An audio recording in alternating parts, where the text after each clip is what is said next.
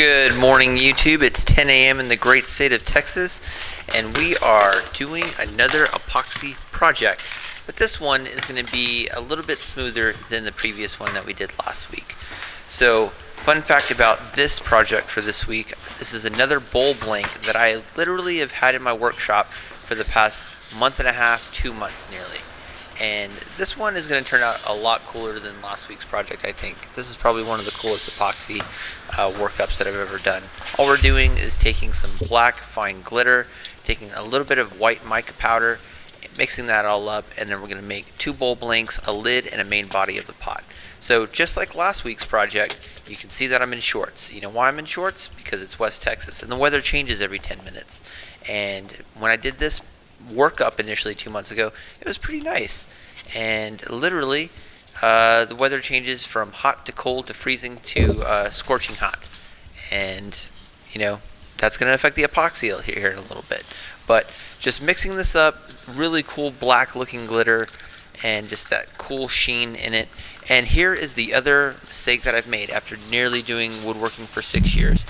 2 different size pots, or 2 different size molds, trying to make a lid for the one that's on the right over here, and that will come back to kind of be a problem a little bit later. But I learned my mistake. Here I am literally 2 months later, finally picking this up from the corner of the workshop, and I'm gonna do something. So 4.5 hours later, and literally 2 months later, I am now just getting to it. So the epoxies had plenty of time to set up in the workshop. It's gone from hot to cold to hot, and everything in between. So now we're just putting the waste blocks on. This I think is going to be a better technique. So if you guys have seen my previous videos from months ago, I was using a thinner pine board, and now I'm just using basically 2x4 to adhere these together, because man, I don't know what the deal is with putting faceplates on, but I have learned my lesson.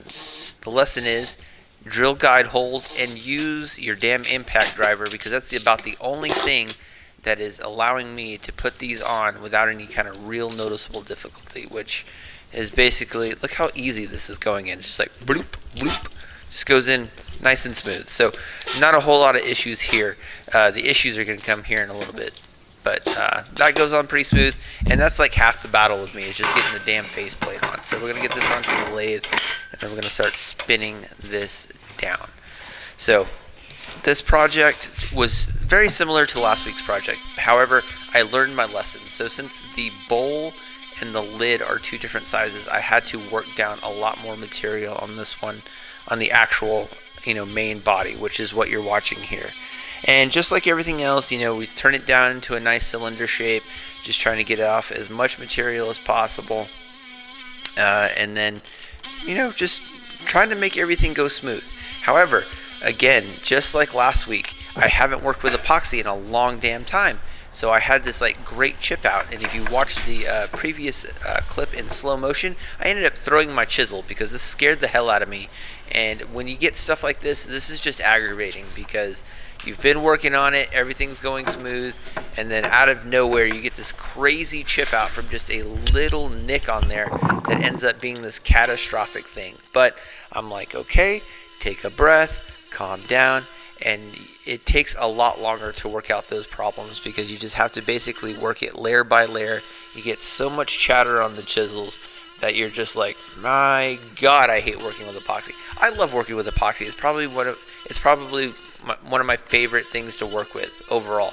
But man, when you haven't done something in a very long time, you definitely feel it on the chisels, and this was just another instance of that.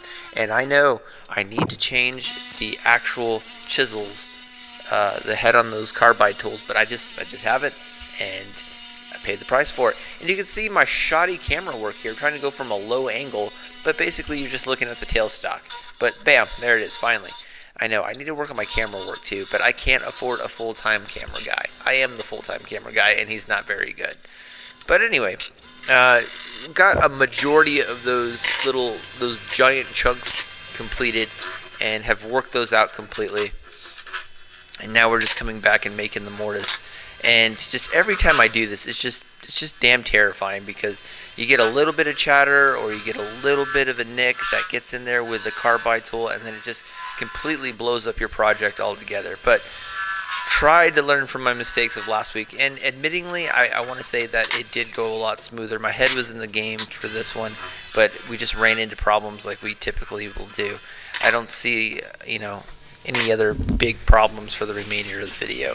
But man, when you get a little chip out like that, it's just aggravating. But here I am, finally realizing, use your impact driver, and everything comes out nice and smooth, doesn't strip those screws at all, and boom, all done. Look at that, main body of the pod is finished. So then we work our way over to the lid portion, and I learned my lesson from not only the previous project, but the other piece of epoxy that I just got done working. Small little strokes, take a little bit off at a time, making a larger dome shape on this one, only because you got to size up the actual epoxy to the main pot. So this part went actually pretty smooth, not a whole lot of issues here, but once you have like a giant chip out like that in any project, then you become a little bit more just worried that it's going to happen again to you. So I've got a death grip on the chisels. Fun fact, the next day after I'm done doing most of these projects, my hands hurt so bad because I'm just strangling the hell out of the damn carbide tool while I'm holding it doing this. Again, woodworking sometimes can be stressful, but you just got to work through the problem. But I got this into a nice like donut shape, the dome size that I wanted it to be, and not a whole lot of issues here, just sizing up the actual mortise so that we can flip it on the chuck. And boom, not a whole lot of issue there. So then we go back to working the main portion of the project here. And we're just getting rid of this nasty waste block. Not a whole lot of excitement. This is probably the best part of the whole video right here, just working down that pine. And it just comes off real nice and smooth, and then boom, pop it out. And then once you get the glue off, then you can start the actual gouging portion of it here, and then just cleaning up the lip of the bowl, which is terrifying because if you've watched my channel for any amount of time, any time that I try to clean up the lip of the bowl, it sometimes leads to catastrophic, just giant shards coming off the actual epoxy. But thank God that didn't happen for this one. So now we're just working down the material, gouging it out, gouging down the middle, and this part's going relatively smooth. And I think I might start putting the waste block. Actually, I'm not going to do that because every time I put a waste block in there, then I got to start and stop it a couple of times to like layer it correctly. But we'll get to that maybe in a later project. But here we go. Got everything nice and gouged out for the most part. And now we're working on the lid portion. So got the actual bowl done. You can see that in the background. Same thing, just working off this pine board. And then we're just going to stop, pop that part off, and then boom. Now we can start the actual sizing up of what the actual size of this is going to be. And I had just enough material to work down, so I'm like, okay, I sized it up correctly the first time, but I'm going to end up taking a little bit more off of this than I wanted to. And you can see here all the actual shavings getting pretty much everywhere. So then we're just going to make a mortise, and then we're just going to go ahead and flip it over, and then we'll be done with the main portion of the project here. And then you can see my elbow there, really good. The camera guy really did a good job in getting my good shot of my elbow there. So boom, hats off to him. So mortise is done, and then we're just flipping it over, and then just taking off that material, and then we're just shaping the actual bowl to what we want it to look like initially. And this part goes pretty smooth. I'm going to end up working a lot with the sander, having to sand this down. So, oh gosh, that's the bad thing about working with epoxy is you got to do a lot of sanding. And I'm like, oh my God, hate sanding. So, boom, sized everything up, and now we're just working on the lip of the bowl here just to get a little bit better transition between the bowl and the main body. So I'm pretty happy with that. And now we can start my favorite part, which is sanding. And then I forgot that I just cleaned this up a little bit. Boom, no problems there. Here's what the mess looks like basically 4 hours later. Surprising, actually it's more about 2 hours. The sanding's going to take the other half of the project. So shavings are everywhere. Clean this up, and then we start my favorite part, which is sanding. Just shavings everywhere in the shop, and those are a pain to clean up if you've ever had to do that.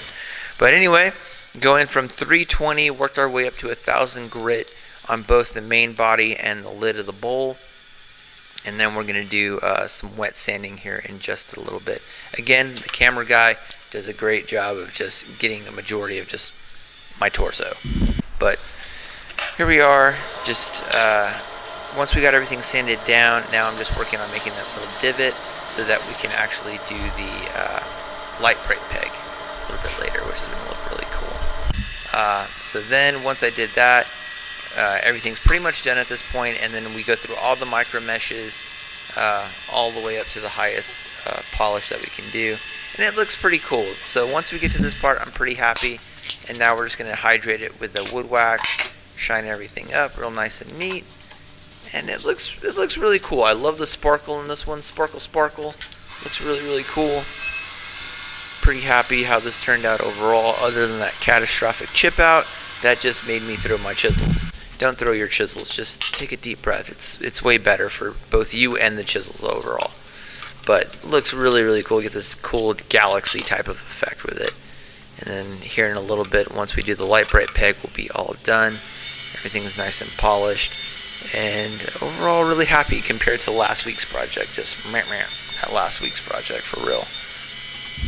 So now we're just going to drill out our light bright peg right in the middle where we made that little divot. Drill that in, clean everything up, and I had a bit of a problem with the 15-minute epoxy, and there's the camera guy again messing up, getting the DeWalt impact driver versus what I'm doing in the background, which is just mixing up epoxy and putting that light bright peg in. But you can kind of see it. Boom, if I move the damn drill, and here it is at the end, all done. Looks really cool. I'm really happy how this turned out.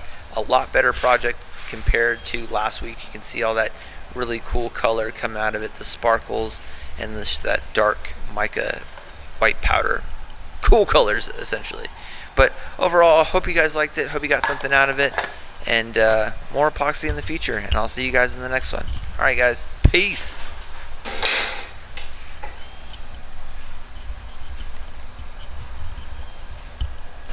Alright, so project is done, and this one definitely turned out better than last week's project.